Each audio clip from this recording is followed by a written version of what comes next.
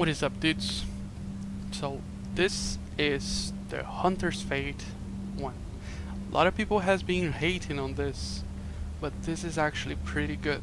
If you guys watch one of my last videos, the one that I think the name is How to Wipe by Squad in 10 seconds, I was using this on that video. So let me start by the firearms 3314, stamina 3085, and electronics 1183.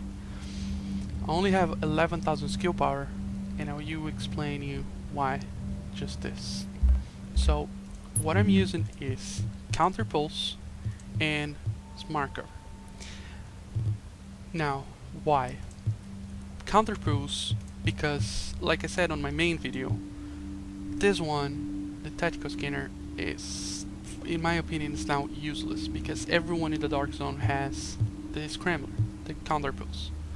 So I only run the counter pulse because I'm always playing solo, or even if I'm playing with my friends, I always use the counter pulse.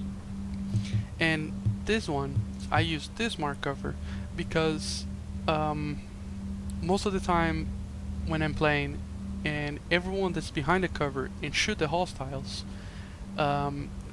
they get pulsed, you know? So it's like a pulse as you shoot people, you know? So I think this, either this or these are the best ones, but I like using this one. The damage resistance buff and the damage buff are the same in all three, but I like this one more because from what I've tested so far, this one is like when you shoot someone from the cover, from the smart cover, that person gets pulsed even though you did not use the pulse. Okay? Now a lot of people is gonna think, wow, you're not using a first aid? No, I'm not using a first aid because I only have 11,830 skill power. This is useless for me. It's completely useless. Like I'm gonna heal like what, one segment, 1.5 segments at most. It's useless. I rather have, like, I know the importance of medkits, and I've been trying to get a good clip where I can show everyone the importance of medkits in this game, and I know how to use the medkits. So what I use when I'm using this build is adrenaline, I use critical save, I use combat medic, and I use one is none. I use combat medic because this is a must use, okay? It doesn't matter if you're like low HP, if you're high HP, this, if you're in a group or if you're solo, this is always gonna heal you 40% more because the game counts you, even if you're solo, counts you as a group member. Okay, it counts you as a part of a group, so it's always gonna heal you 40% more. Combat critical save. This is insane. This is the best talent this game has. If you do not have this, I don't know what you're doing. This is the best thing because when you're, you know, on your last segment of health, you use a medkit, you get 40% damage resistance. So 40% of the damage that you take, it's gone. Okay? Let's say each bullet is gonna hit you for, I'm making these numbers up now. It's gonna hit you for 100. Okay? So 40 out of those, that 100, it's gone. You understand how good this is? You only take 60% of that 100. It's insane. This is really good. Then adrenaline, I'm using this. It's not as good, but this is good for this build because I'm only using pulse and smart cover. I'm not using a heal. So if I mess up my medkit with critical save, if I don't not get critical save, at least I can save myself with an overheal. Understand? So I'm gonna have the, either I have the critical save, or if I mess up my medkit, I have the overheal. So I take less damage anyway. You know? And then I have one is none because, I mean, 50% chance, you shoot someone in the head and you have a 50% chance of that bullet not like you having that bullet back. So it's like you have a mag of 10 bullets, you could have a mag with 20 because you just got 10 headshots. You could have 20, you know? So it's insane good. So to the gear, I'm using the same weapons as my main build. I mean, the first wave, 171. Look at the damage. It's 49.7. It's really good. I can use the custom M44 as well, which is good. But with this build, I really like the first wave because of the capable, deadly, and all the stuff that I have. The crit damage, crit chance, headshot, crit chance, stability, horizontal stability. I really like to use the M1A with this build. And the vector is just, if they rush me, I still have the vector to fight back, you know? So, what I'm using Reckless Chest with armor, health, increased kill XP, Seeker Mine.